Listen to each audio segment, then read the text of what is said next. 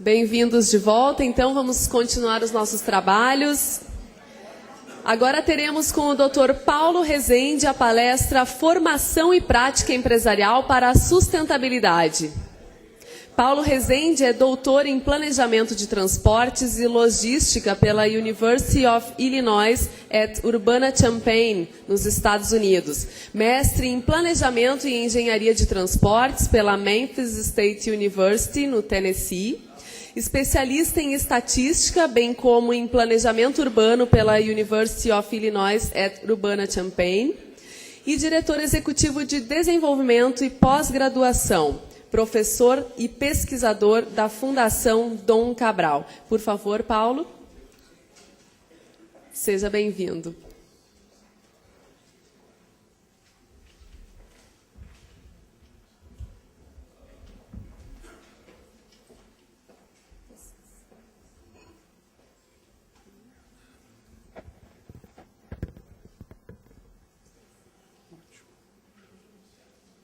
Muito obrigado. Bom dia a todos. Eu gostaria de agradecer, em nome da Fundação Dom Cabral, o convite que a DCE nos fez para participar do Fórum de Sustentabilidade. Na pessoa do Sérgio Cavalieri, eu gostaria de agradecer a todos os organizadores, a todos os idealizadores desse evento tão importante. E a Fundação Dom Cabral tem uma honra muito grande de estar aqui, dividindo com vocês a questão da formação e da prática empresarial para a sustentabilidade. A Fundação Dom Cabral decidiu, há cerca de 3 anos, apresentar uma nova ideia para a sociedade. Qual era essa nova ideia? Essa nova ideia se baseou numa revisita que nós fizemos, nós revisitamos o papel das escolas de negócio na formação empresarial. E o que nós descobrimos, infelizmente, não foi uma coisa muito boa. Mas é óbvio que tudo depende da situação de cada época. E o que nós descobrimos? Nós descobrimos que as escolas de negócio no mundo inteiro se transformaram numa referência, ao longo dos últimos anos, uma referência para as empresas na formação otimizada, na busca incessante do lucro. Todos os nossos conteúdos, todos os conteúdos desenvolvidos para a formação e a prática empresarial, tendo nas escolas de negócio o seu locus de referência, seu locus de capacitação. Se nós observarmos todas as disciplinas que varrem o currículo escolar, né, o currículo de uma escola de negócio, nós vamos ver que essas disciplinas estão voltadas para a maximização, para a busca do lucro. Isso é um resultado de modelos de negócios, e isso é um resultado de estratégias empresariais desenvolvidas ao longo do ano, que se nós formos olhar na ciência empresarial, nós vamos ver, e para aqueles que conhecem a figura exata que eu estou falando com vocês da formação empresarial e dos negócios para o lucro, como os americanos falam, o lucro no matter what, ou seja, a qualquer preço. A representação mais típica que existe é a famosa cadeia de valor de Michael Porter. Muitos aqui devem conhecer essa cadeia de valor. É uma cadeia de valor que mostra os processos empresariais desde a chegada das relações com seus fornecedores, enfim, a compra de matéria-prima, a compra de equipamentos, insumos, a logística de entrada dessa matéria-prima nas linhas de produção, a saída dos próprios produtos, né? A venda, tudo tem um formato de uma ponta de flecha, ou seja, a representação gráfica dessa cadeia de valor tem o formato de uma ponta de flecha, cuja pontinha final dessa ponta de flecha está escrito margem. Então, tudo leva à margem. Bom, as escolas de negócios tiveram o seu papel na capacitação das empresas e dos empresários durante esse tempo todo, com base nesse conceito de maximização do lucro.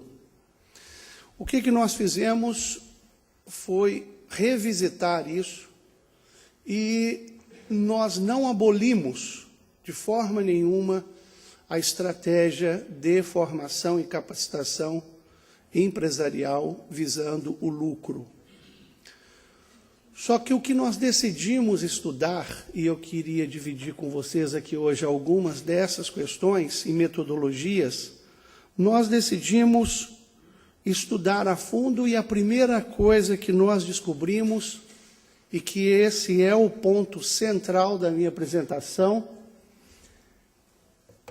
é que o lucro, ele pode, deve conviver com a inclusão social.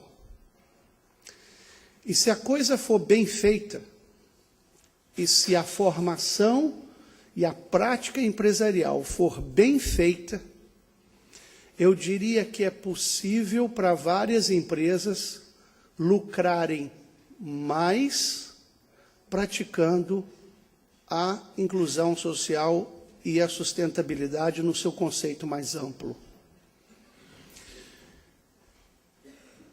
Contrário a isso, se nós não trabalharmos nessa direção, o que acontece é que nós estaremos contribuindo cada vez mais para formar para uma prática empresarial onde o mundo corporativo estará fadado ao conflito exato entre capital e sustentabilidade.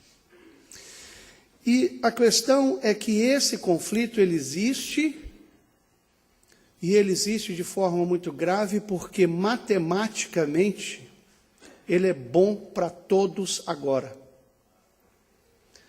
O problema é que se ele será bom para todos no futuro. Então, o risco de nós continuarmos conflitando o capital com a sustentabilidade, no seu conceito mais amplo, ele existe? Existe. Eu gostaria de mostrar para vocês algumas questões. Por que ele existe?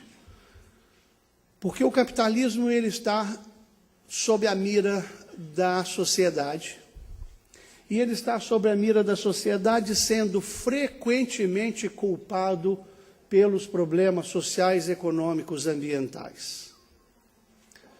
Todos os problemas que nós temos hoje na questão do social e da sustentabilidade, na responsabilidade social, enfim, do meio ambiente, a primeira coisa, que é a coisa mais fácil que a sociedade tem para culpar, é o capitalista, é o lucro.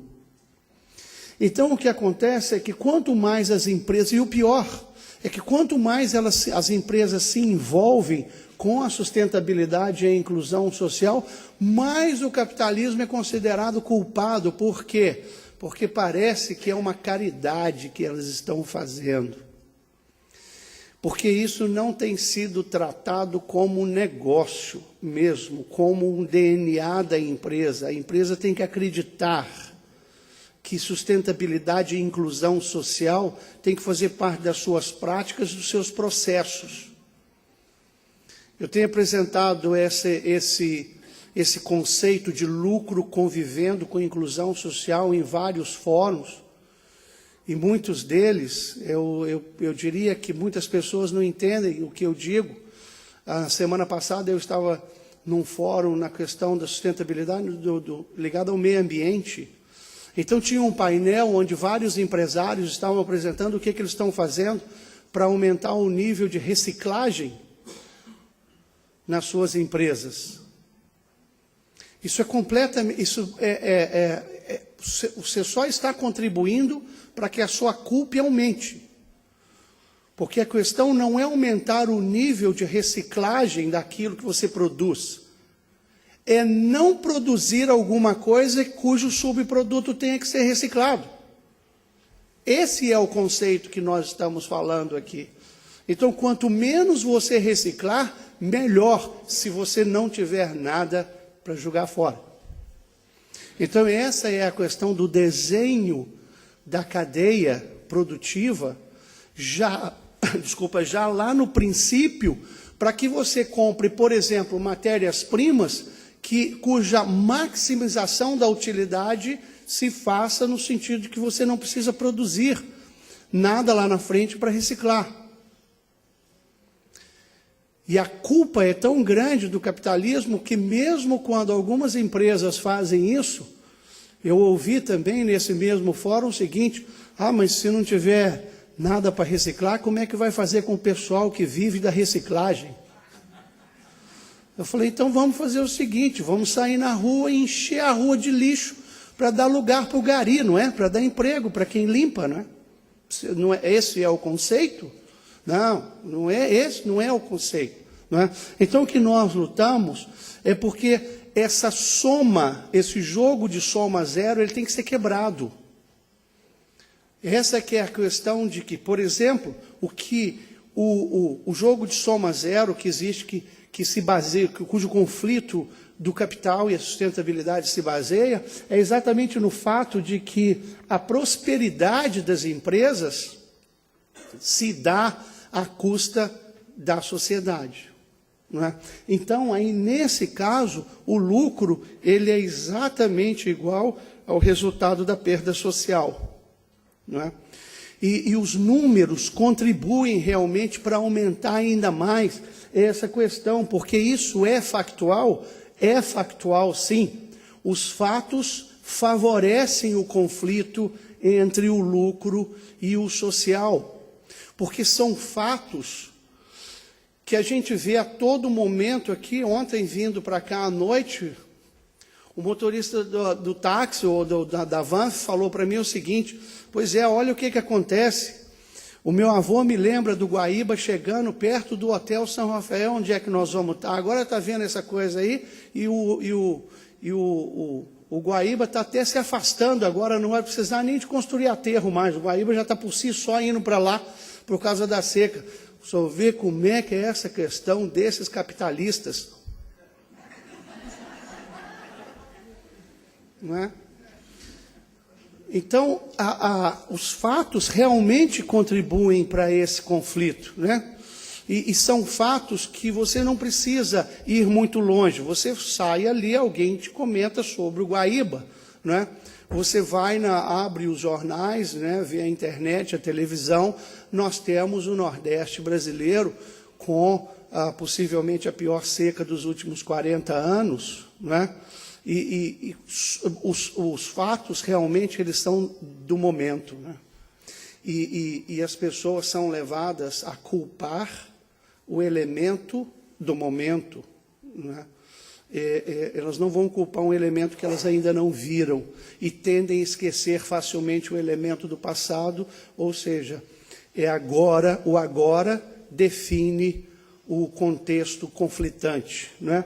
E quais são esses fatos, por exemplo?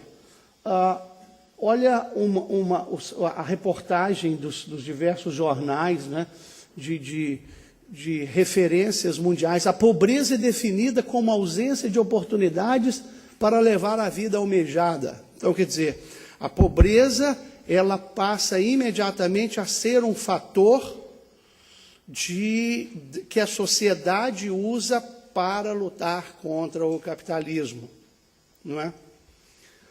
A diminuição da confiança no capital, ela abre espaço para políticas equivocadas de melhorias sociais, não é? E elas afetam a competitividade e o crescimento econômico. Por quê? Porque a chamada demagogia política, não é? Voltamos àquela frase, politicamente falando, é muito mais fácil, realmente, é um jargão, mas é muito mais favorável e fácil ao político dar o peixe do que ensinar a pescar. Sim, é claro, né? Porque os fatos são do momento e a agenda política ela é momentânea. Então, a chamada demagogia política ganha espaço em situações desse tipo, como, por exemplo, não é?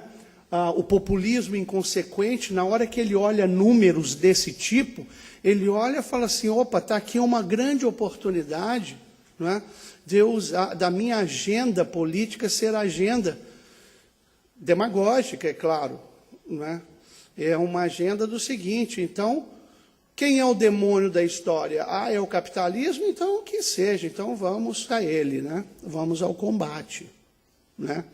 Vamos à luta a ele. Então, quando você vê, no caso brasileiro, 4 milhões de pessoas sem água limpa, né? Sem saneamento adequado, 34,5 milhões de pessoas, sem eletricidade, 20 mil, no mundo, sem água limpa, 1 bilhão, não é? Sem uma eletricidade, 1,6 bilhão, sem saneamento adequado, 2,6 bilhões. Então, isso daí cria um ambiente, eu estou querendo, esse é o fato que eu estou querendo ainda enfatizar, colocar para vocês com mais solidez, é exatamente que os fatos momentâneos, eles levam ao conflito. Então, não é fácil você tomar uma decisão, chegar e falar assim, lucro convive com inclusão social.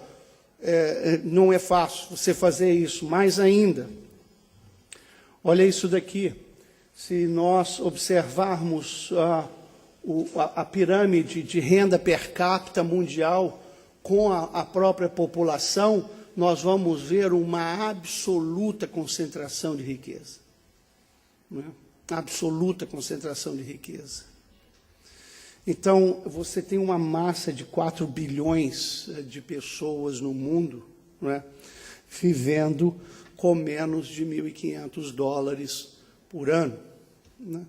E realmente isso daí é uma questão que leva, mais uma vez, eu insisto nisso, a demonização do capital, a demonização do lucro. Só que aqui começam as nossas soluções, aqui começa o outro argumento. Observem isso daqui. Se nós tratarmos produto interno bruto per capita, de um lado, e expectativa de vida do outro, nós vamos ver que à medida que o produto interno bruto per capita sobe, a expectativa de vida também sobe. Mas não é o produto, não é o PIB dos países.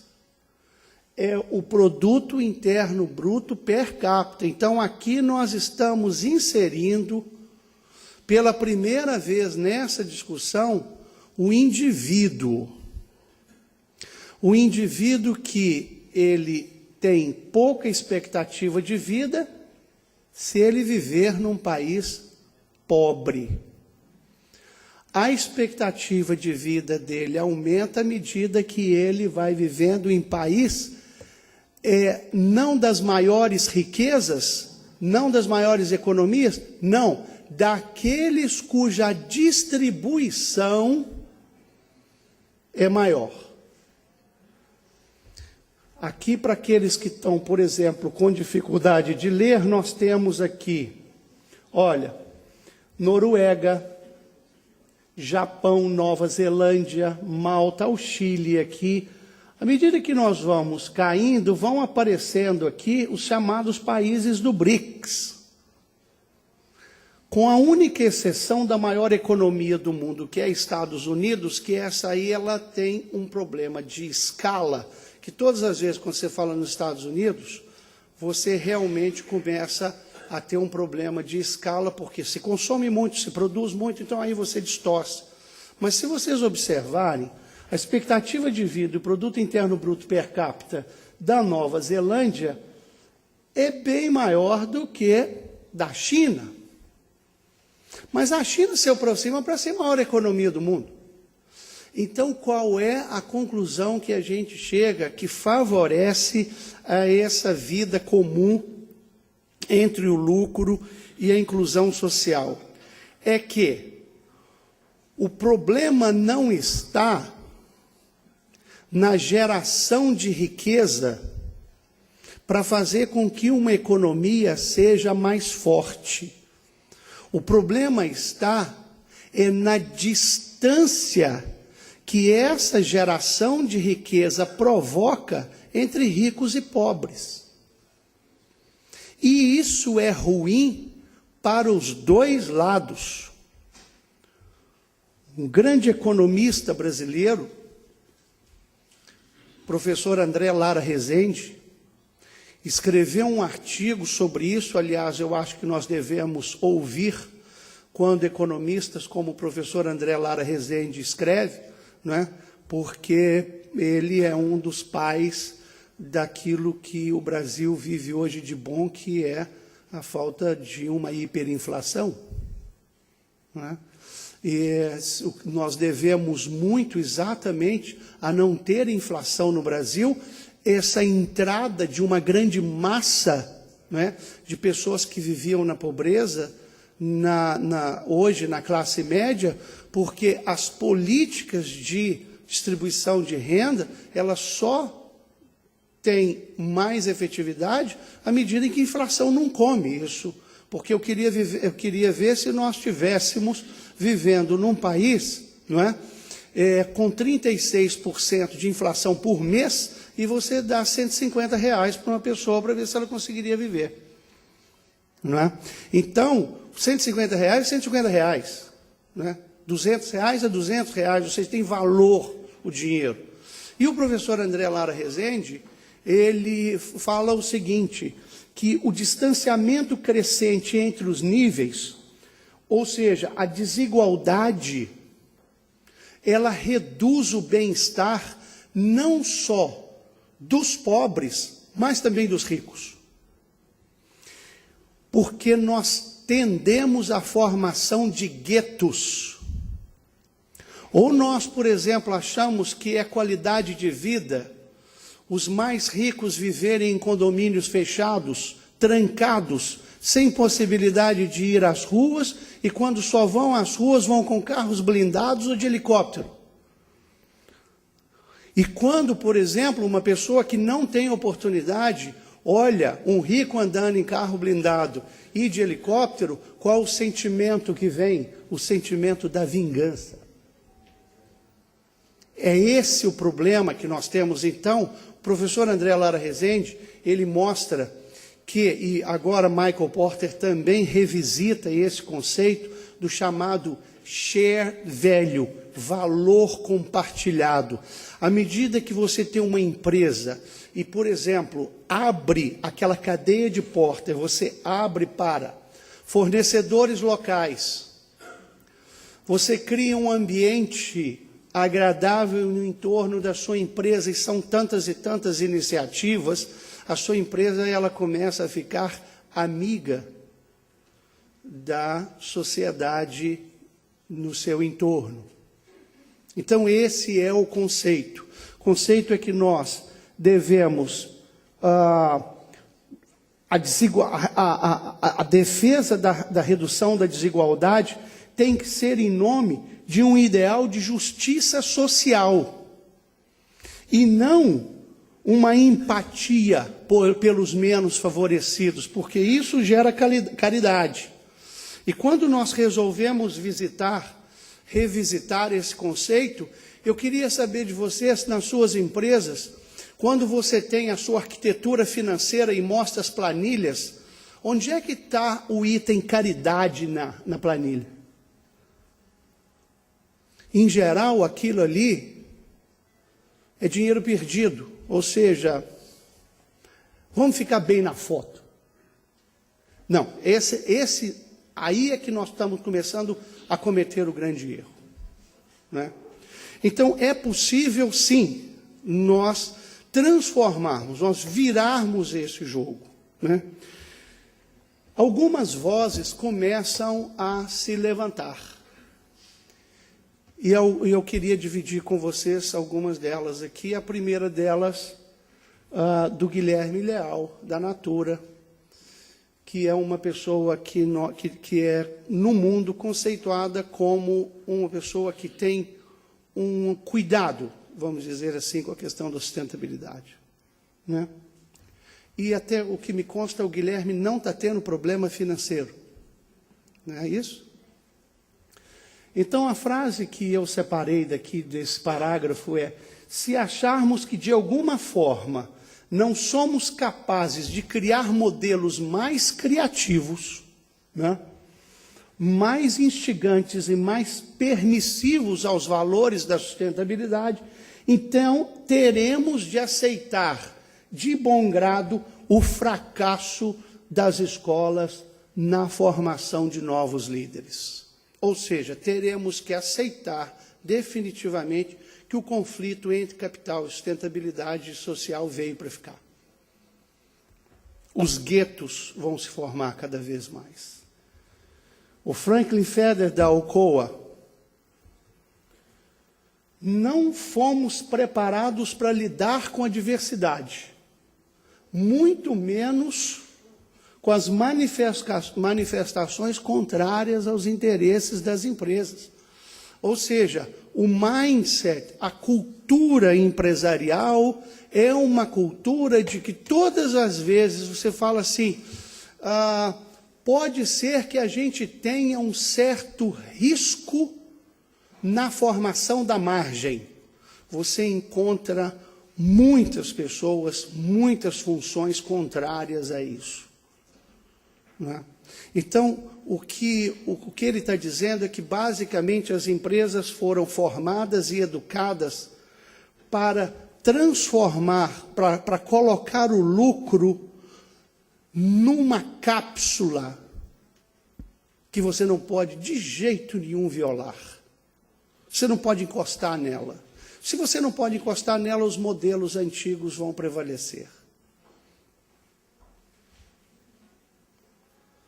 Fábio Barbosa, do Grupo Abril: nós precisamos criar condições para que os jovens líderes sejam submetidos a um processo de aprendizado contínuo, até porque o tema da sustentabilidade ainda se encontra em estágio muito incipiente e suas bases de conhecimento em mudança constante.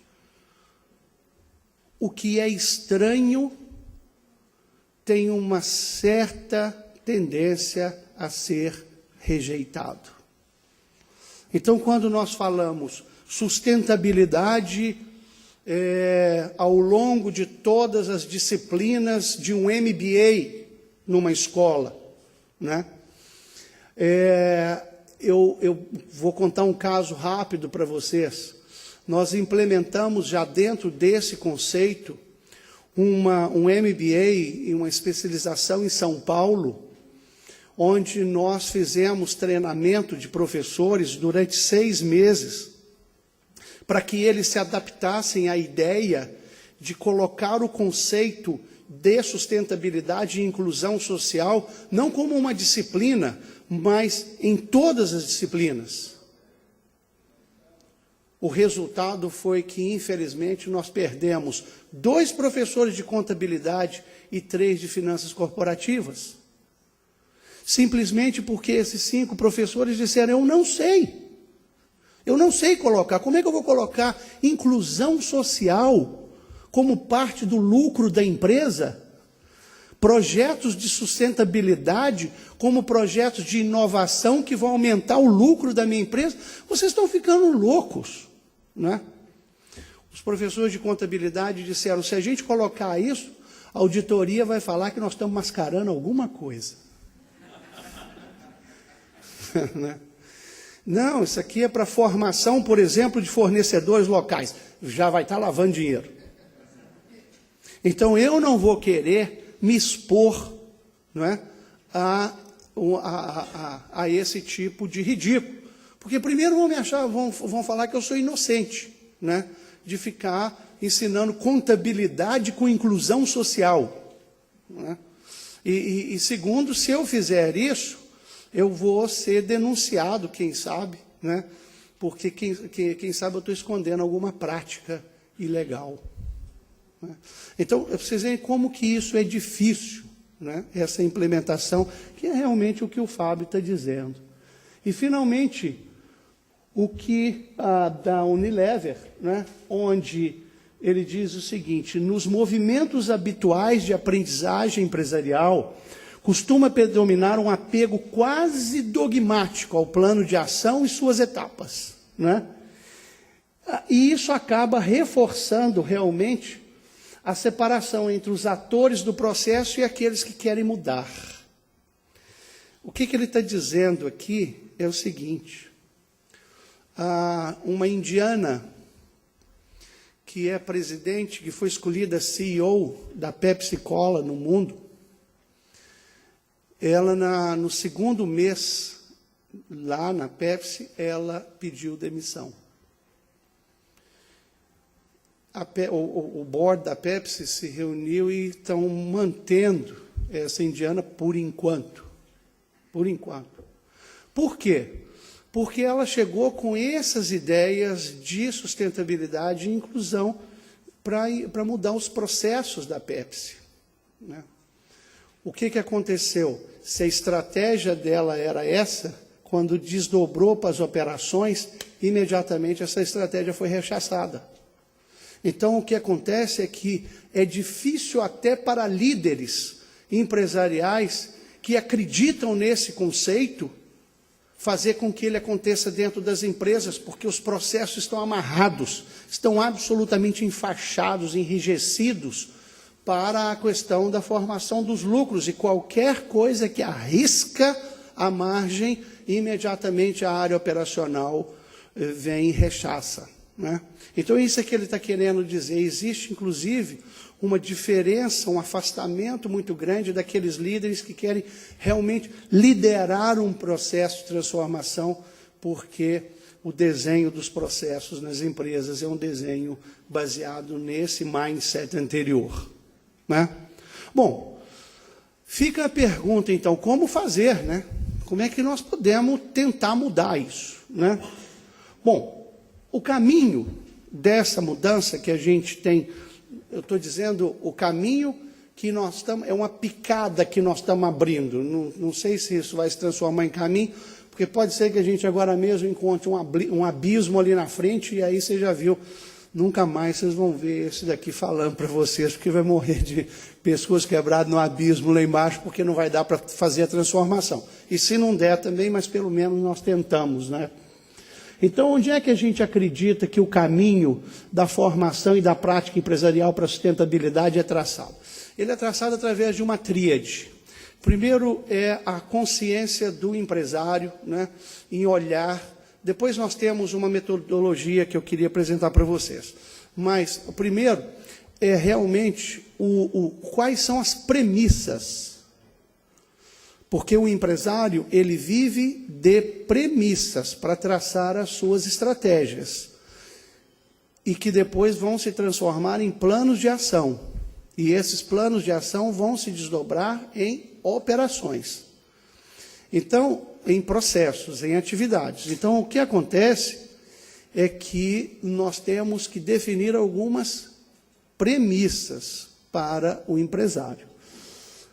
As três premissas: a premissa do propósito, a premissa da ética e a premissa do que nós estamos chamando de estadismo corporativo. Quais são, o que significa essas premissas?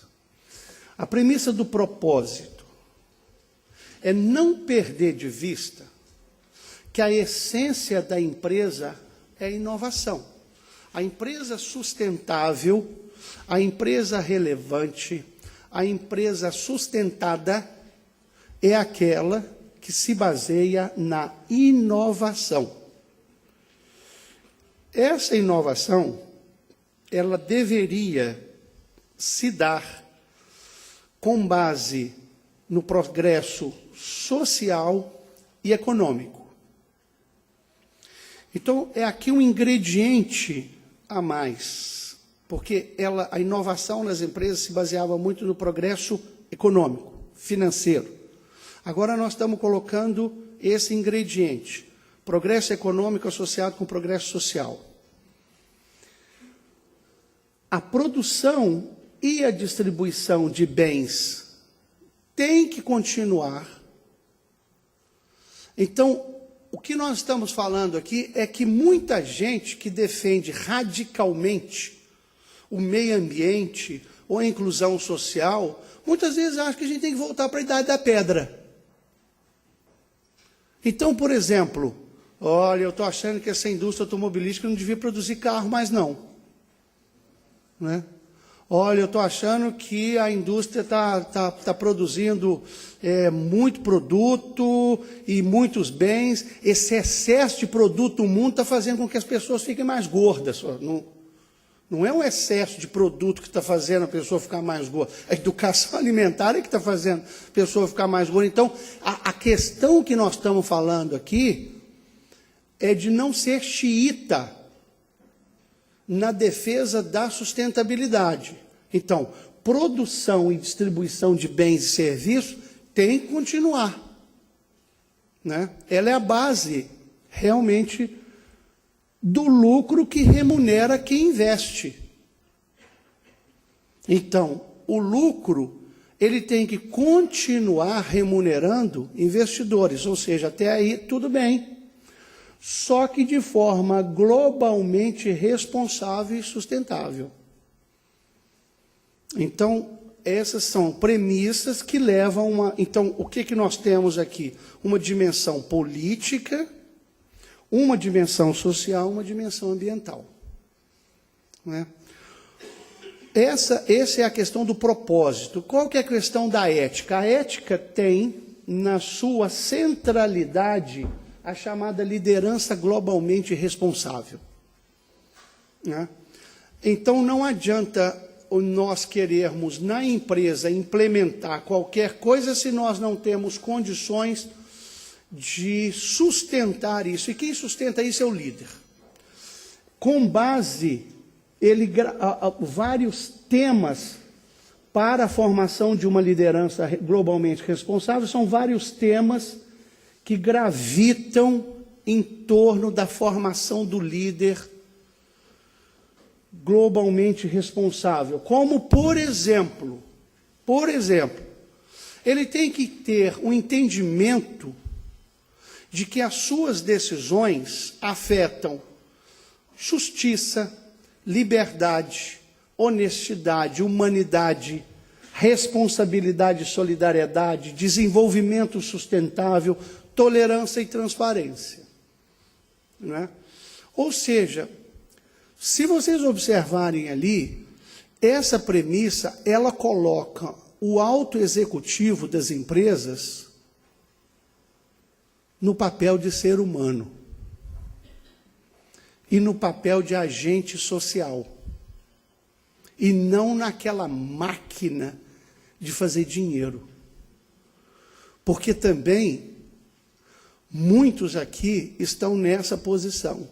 E vocês sabem a pressão pela geração do lucro, fazendo com que vocês, muitas vezes, caminhem contra as suas próprias convicções como indivíduo, seus valores como ser humano e como agente de uma sociedade.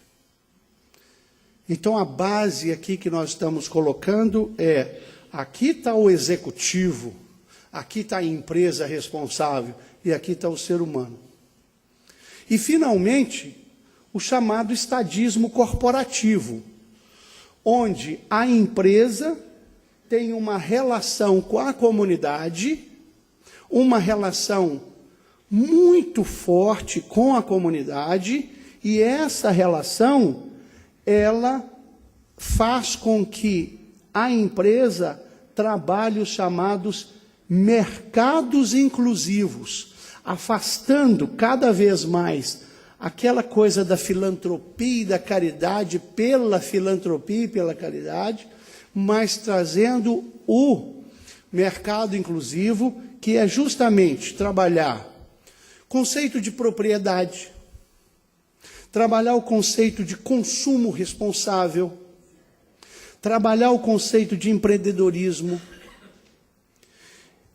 e fazer com que o trabalho seja um objeto, e nós vamos ver agora mesmo, de satisfação e realização do indivíduo no seu íntimo maior.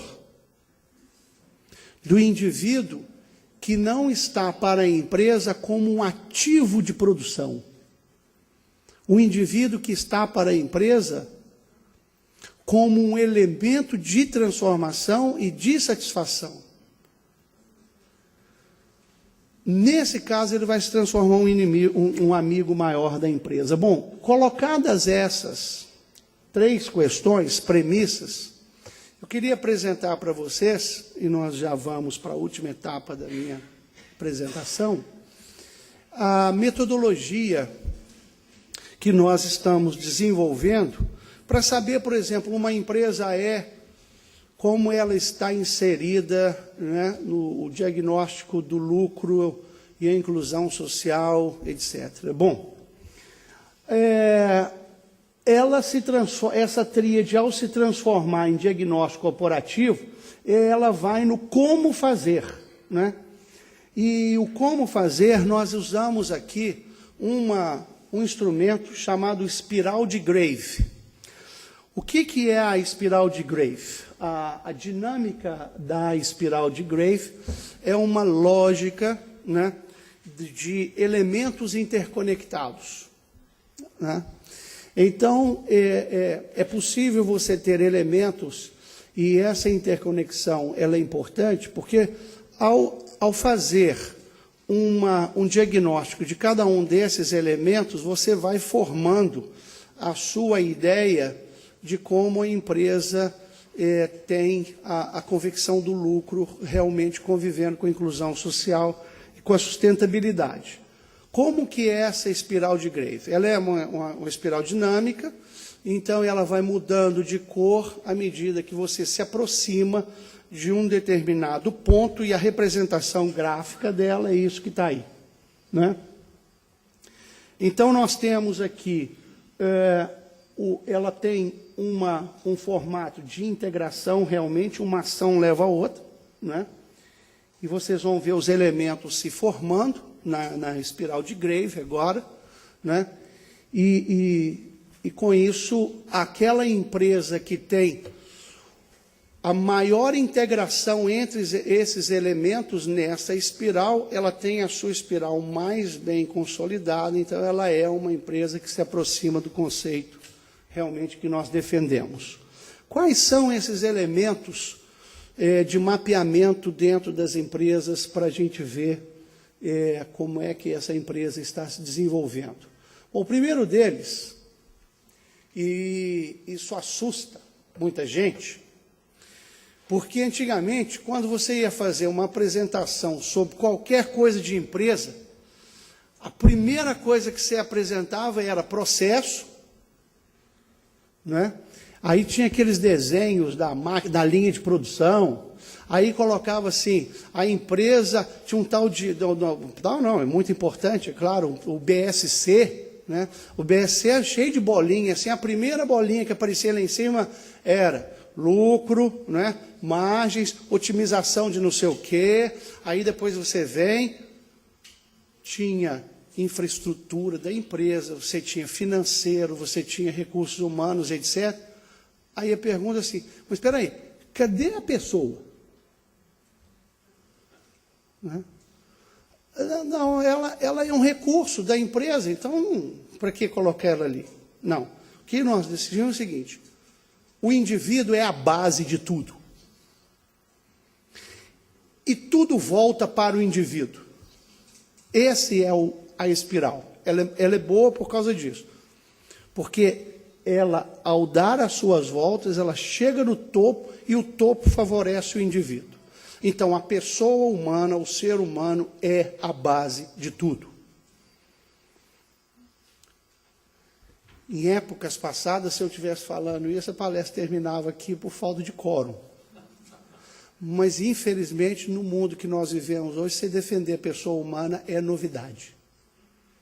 Então, vamos nessa, né? É a novidade.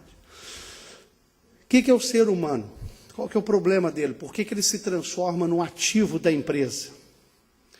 É porque ele é mau? Não. É porque ele se deixa enganar? Não.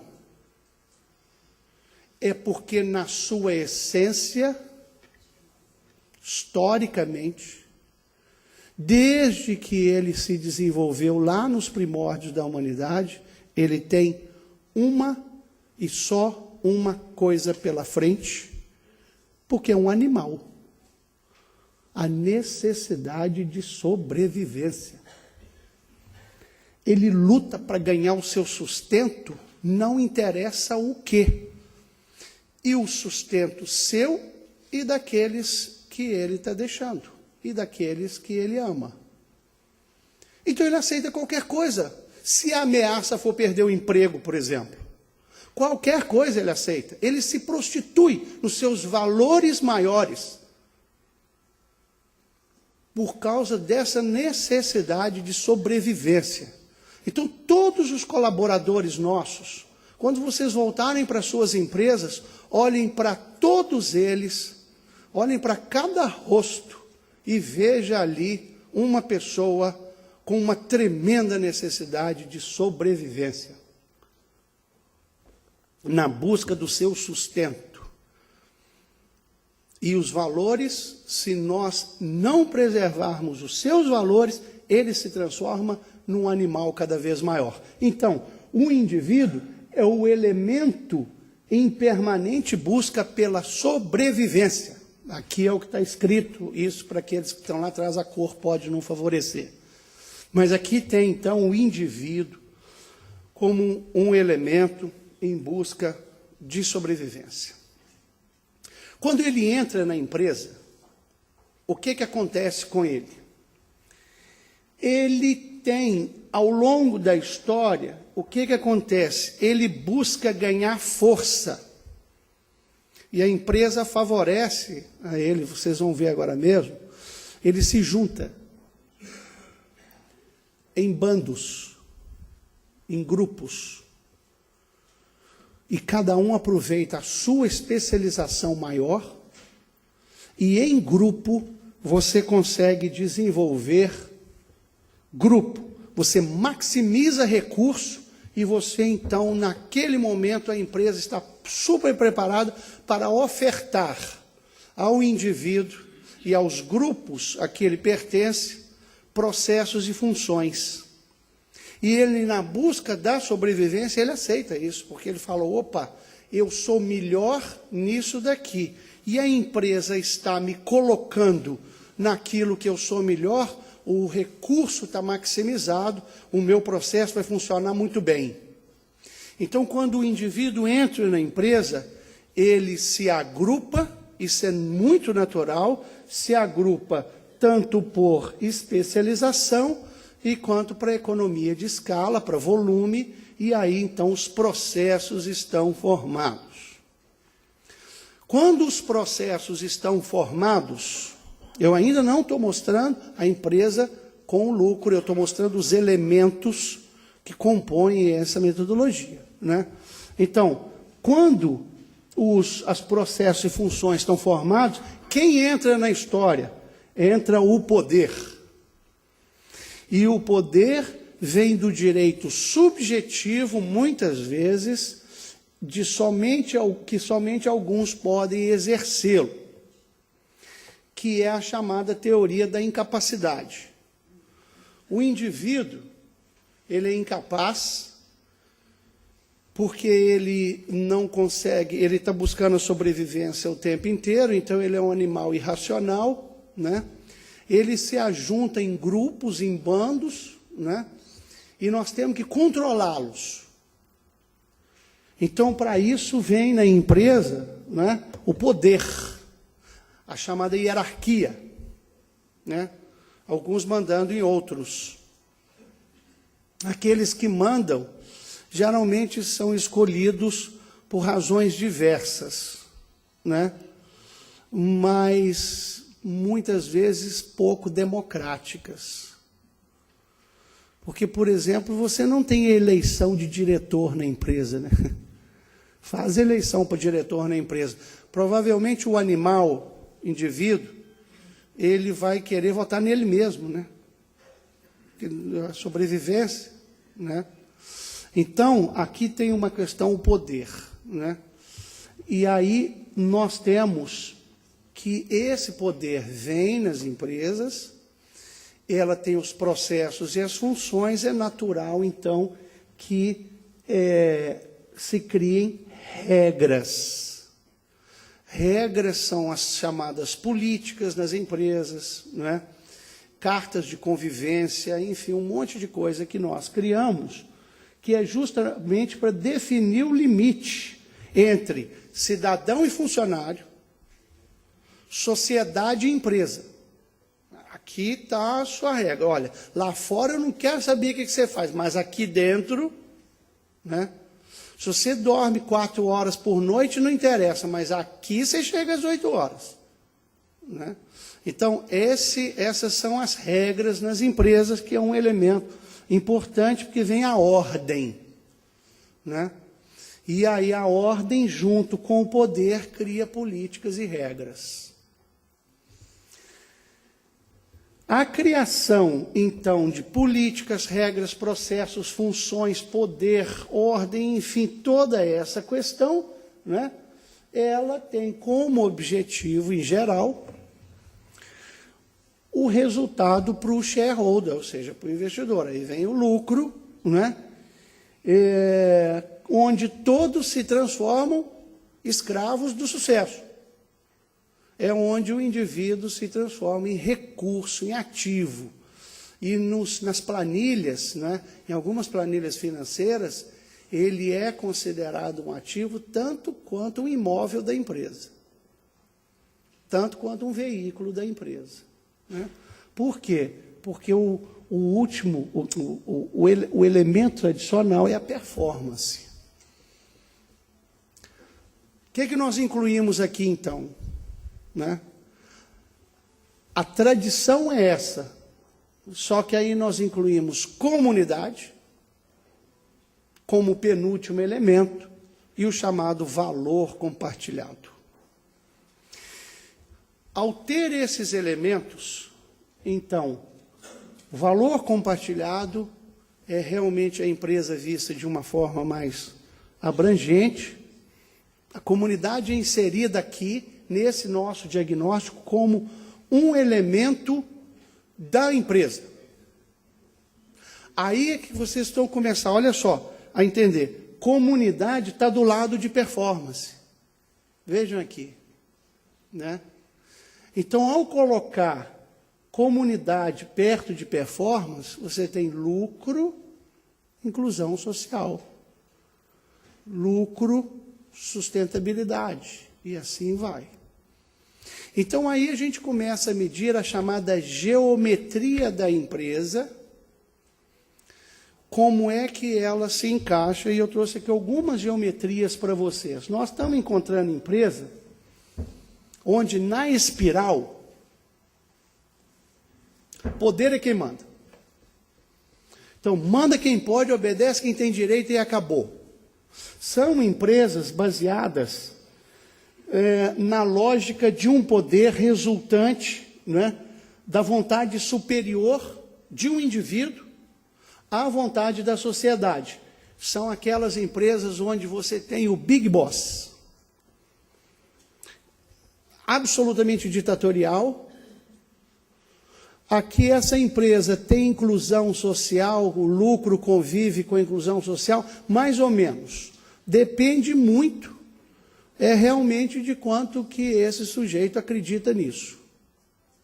Então tem empresas focadas nisso, os processos e funções são definidas por quem exerce o poder. Nós temos empresas baseadas no poder e na ordem, onde políticas e regras, processos e funções têm que ser seguidos, não interessa nada, né? Esse tipo de empresa é a empresa cujas estratégias são as chamadas top-down. Funcionário não tem nenhuma participação, ninguém tem participação nas decisões.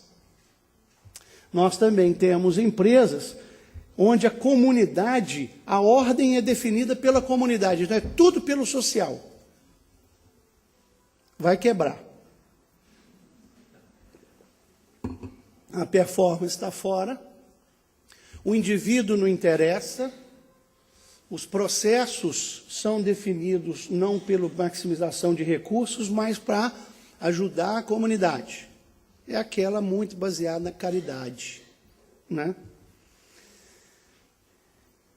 Nós temos encontrado, enfim, a empresa que tem a criação de valor para otimização de resultados. Essa empresa, sim, é uma empresa que tem uma abrangência muito grande, porque ela caminha para esse daqui, né? Ela está aqui, ela tem consciência de que seus processos e funções, a inovação de produtos, etc., se baseia realmente na criação de valor, na captura de valor, né?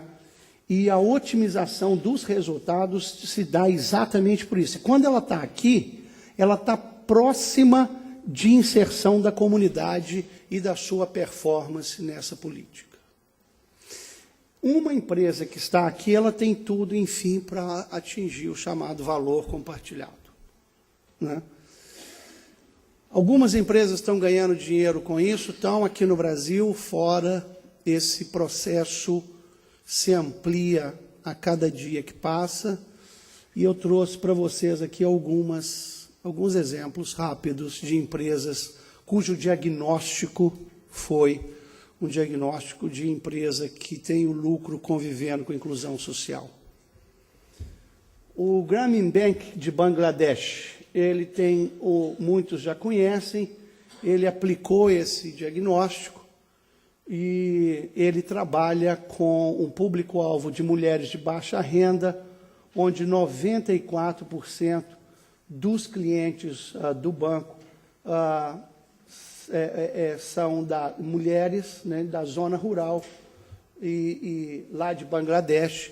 Tem tido um sucesso muito grande, não tem perdido dinheiro, aliás, é um dos bancos cujo lucro relativo é um dos maiores da Ásia inteira, e o nível de inadimplência é 1/80, é 1 em relação a 80 dos bancos.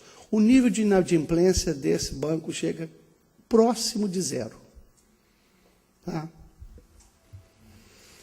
O Banco Pérola, né, que ele oferece aqui no Brasil microcrédito orientado para jovens que não possuem renda comprovada. Isso também é um exemplo brasileiro, né, desse banco de Bangladesh, do Grameen Bank. E nós temos o microcrédito só é dado para as classes C, D e E. Então, também está muito bem na foto. Aqui nós temos não só empresas pequenas, mas temos aqui Danone, né?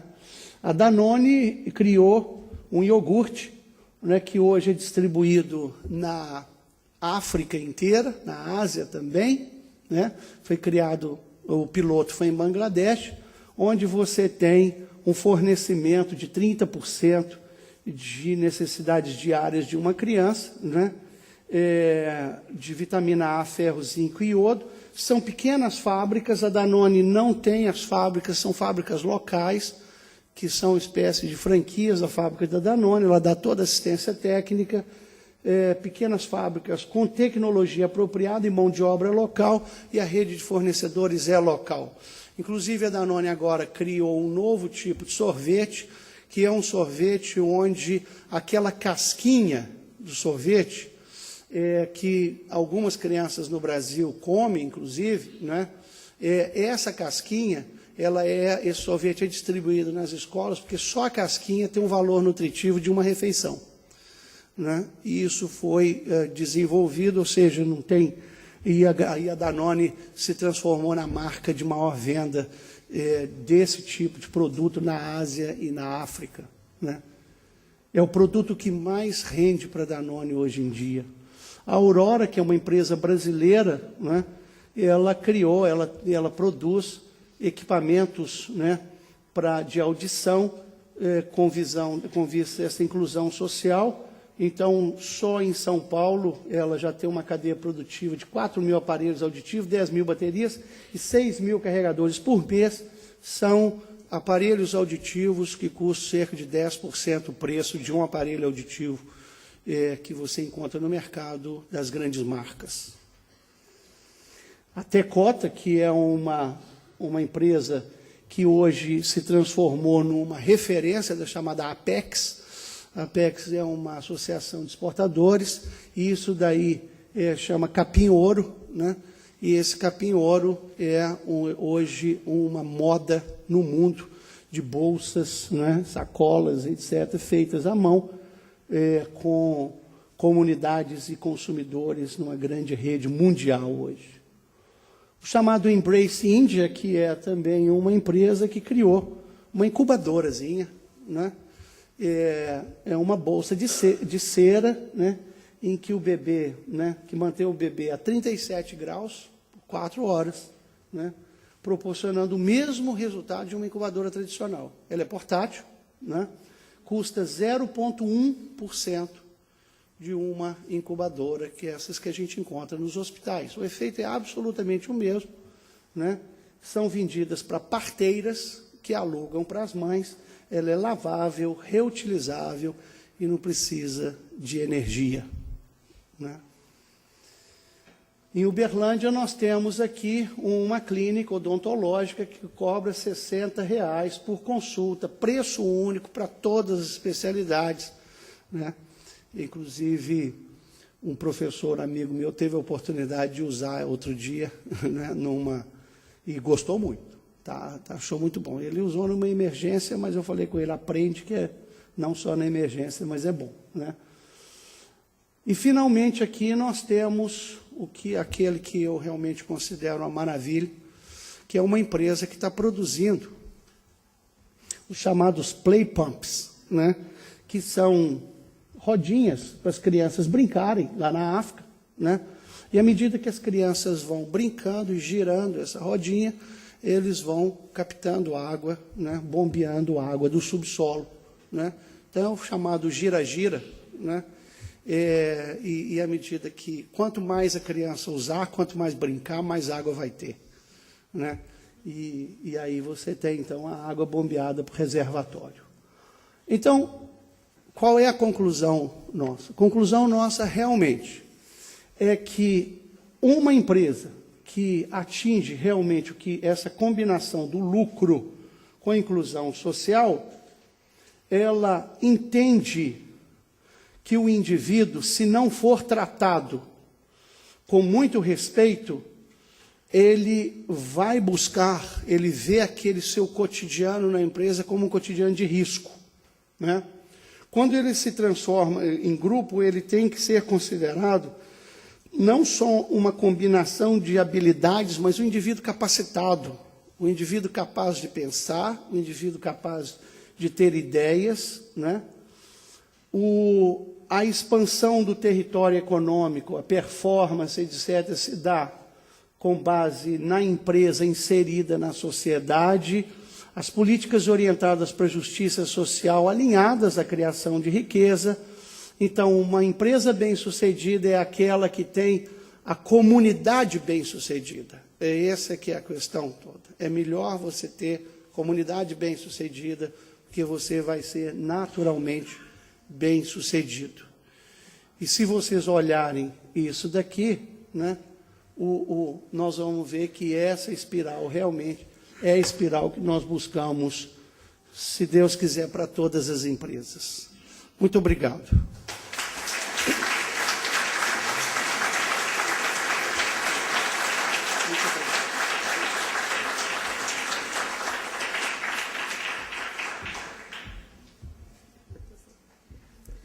Alguém tem alguma pergunta para o Paulo? Temos. Paulo, não pode ainda. Eu estou só preocupado com o horário de vocês, mas fiquem tranquilos, eu não quero tomar o espaço do nosso...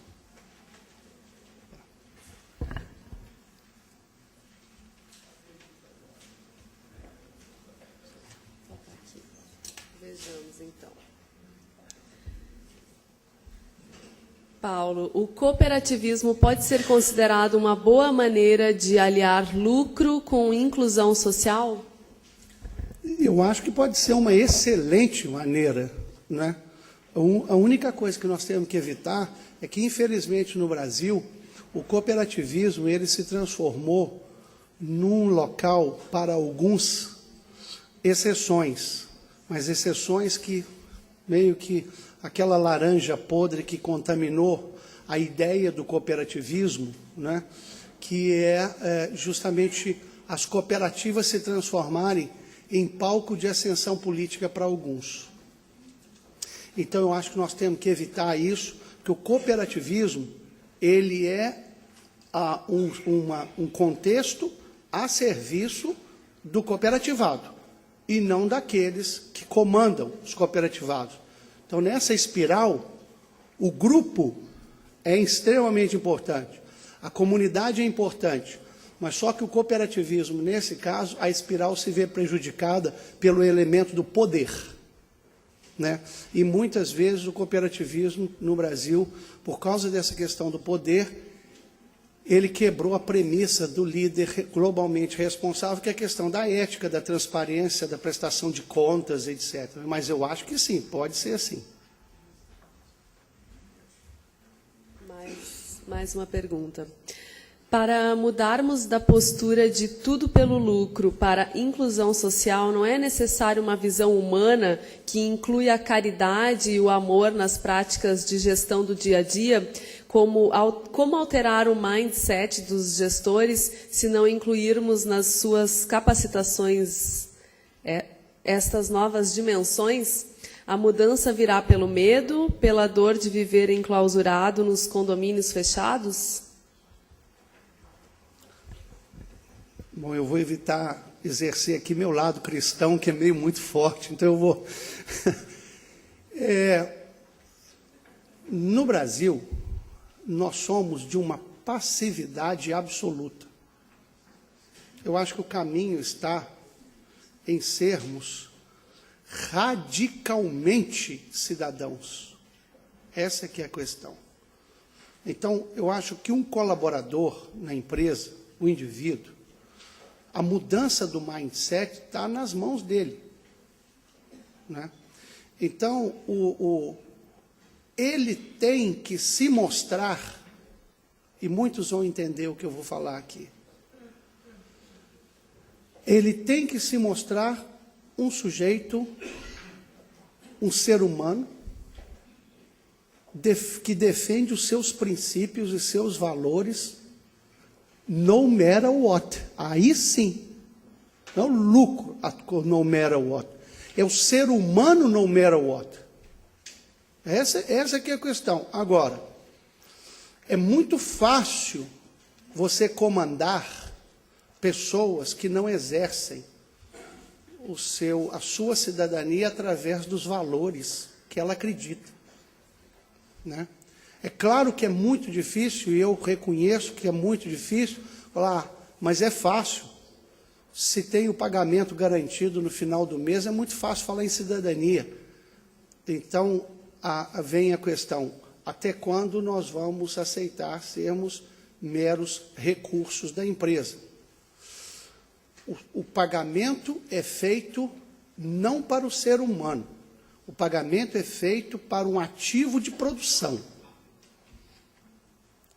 Só que se esse ativo de produção achar que o financeiro o satisfaz, ele está contribuindo para o mindset das pessoas. É muito fácil você liderar e fazer gestão de ativos. Eu acho que a dificuldade está em fazer gestão de elementos pensantes que defendem seus valores a qualquer custo. não é? Então, eu acho que o caminho não está na dependência de achar que os líderes vão mudar. Quem tem que mudar e se fazer respeitar são os trabalhadores, são as pessoas, porque os líderes caem facilmente na armadilha do lucro pelo lucro, né? Então, a mudança não é falar assim, eu vou trabalhar numa empresa porque o meu chefe é humano. Não, eu vou trabalhar numa empresa porque ela respeita a minha humanidade. Essa é que é a diferença, né? Mais duas perguntas. Gostaria que desse um exemplo de consumo responsável. O combate ao consumismo não prejudica o capitalismo? Eu não tenho dúvida nenhuma, eu vou responder assim de cara para vocês não... Porque aí vocês já brigam comigo de uma vez. Eu acho que esse negócio de garrafa PET é um absurdo. Garrafa PET é um consumo mais irresponsável que eu já vi na minha vida, né? E aí fica um monte de gente, e esse que vos fala também, ele faz canteiro, eu faço canteiro lá na minha roça, e eu cerco os canteirinhos de verdura com garrafa PET, porque elas ficam julgando, isso que é bom para irrigar, né? É uma bobagem, né? O consumo responsável é aquele que exige você consumir uma Coca-Cola, uma Pepsi-Cola na garrafa retornável. Isso é consumo responsável. Deixa eu dar um outro exemplo para vocês de consumo irresponsável. Um norte-americano, classe média, ele consome por dia cerca de 2,5 kg de alimentos. Por quê? Porque você desidrata, então 2,5 kg de alimentos. Ele compra 12 quilos. Quer irresponsabilidade maior do que essa? Eu não estou pregando emagrecimento aqui, né? Mesmo porque eu estou em processo, então eu não estou pregando isso, é muito ruim. Esse negócio de emagrecer é ruim demais, né? Se gordo fosse bom para a saúde, eu seria um gordinho, né, joia. Então é o seguinte, para que essa diferença? 2,5 kg para 12? Aí você vai falar, mas os norte-americanos são consumistas mesmo. Então vamos fazer o seguinte, consumo responsável. Na hora que vocês forem para casa, dá uma olhada na despensa que vocês estão dentro de casa e olha quantos produtos estão com prazo de validade vencido. Só isso vocês vão ver quão responsável cada um de nós é, né? Última pergunta. Os exemplos de empresas apresentadas, tipo iogurte e outras, podem ser consideradas empresas tipo social 2.5? Teria algum comentário sobre esse tipo de empresa? Eu não sei bem o que é o social 2.5, mas deve ser avançado, né? Deve ser uma geração... Quem fez a pergunta? É mais avançada? A empresa social que visa lucro, com certeza, não tem dúvida nenhuma. Deixa eu te falar uma coisa. A Danone, com esse iogurte, ela aumentou em 30% as suas vendas na África e na Ásia. E mais ainda, dos outros produtos também, porque ela é reconhecida como uma empresa que trabalha em busca da sustentabilidade e da inclusão. E aumenta o lucro mesmo. Não precisamos de ir longe, não. A Coca-Cola tem um projeto no Rio de Janeiro, projeto chamado Coletivo. Me desculpem, só te dar um exemplo muito preciso disso. Eu acompanhei uma entrega da Coca-Cola num local no Rio de Janeiro chamado Barreira do Vasco, em frente àquele estádio de São Januário. É uma favela, um dos locais mais perigosos do Rio de Janeiro, né? Muito perigoso mesmo. Então, o que acontece? O sistema de distribuição de Ambev, Coca-Cola, enfim, é uma questão muito complicada nessas áreas de risco, porque você tem que pedir permissão para entrar. Dependendo de algumas coisas que estão acontecendo na favela, você não pode fazer entrega naquele dia ou naquela hora, e essas coisas que estão acontecendo, infelizmente, nós sabemos o que são, né? Enfim, o roubo é muito grande, você tem que pagar bola, você tem que pagar o pedágio para entregar lá. Então, A Coca-Cola falou, não é possível isso. Então, que ela gastava mais com segurança, ela forçava os seus colaboradores, vamos na espiral de novo, o indivíduo era muito insatisfeito, o motorista e o ajudante, extremamente insatisfeitos, cobrando insalubridade, inclusive, com a média de entrega de uma Ambev no Chile por dia era 45 entregas, no Rio de Janeiro estava 15. Eles ficavam fazendo hora extra, tudo isso, o custo operacional da empresa ia lá em cima. Então, o que ela fez? Ela começou a capacitar jovens da comunidade para vender Coca-Cola e os produtos da Coca-Cola lá na favela. Deu emprego, as vendas aumentaram muito e existe aquele conceito que todos nós sabemos de proteção e de respeito a quem está fazendo alguma coisa. As vendas dela aumentou. No ano passado, aumentaram cerca de 45% na barreira do Vasco. E o custo operacional caiu. Então, é 2,5, 3, 3,5, né?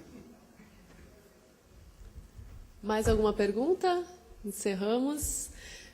Paulo, eu quero lhe oferecer um presente em nome da DCE e um oferecimento da Prefeitura de Porto Alegre.